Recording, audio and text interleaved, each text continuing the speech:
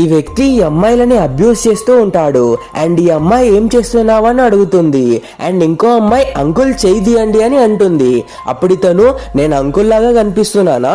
అరే నాకు ఇప్పుడే గడ్డం వస్తుంది, నాకు మీరిద్దరు నచ్చారు, నాకు మీరిద్దరు కావాలి అని అంటాడు. అప్పుడు ఈ లేడీ ఆటోని ఆపమని అంటుంది. అప్పుడు ఈ వ్యక్తి కత్తి చూపించి ఆటో ఆపావంటే చంపుతా అని బెదిరిస్తాడు.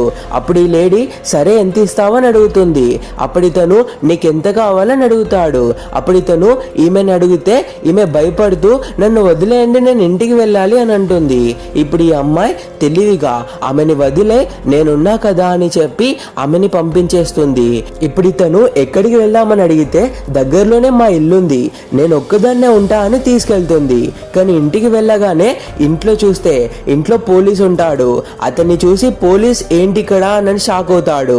అప్పుడు ఈమె తను మా అన్నయ్య, అందుకే నేను ఇక్కడికి తీసుకొచ్చాను అని చెప్తుంది. అండ్ వాళ్ళ అన్నయ్య అతన్ని పోలీస్ స్టేషన్ కి తీసుకెళ్తాడు. ఆ అమ్మాయి చేసింది కరెక్టేనా? కామెంట్ చేయండి.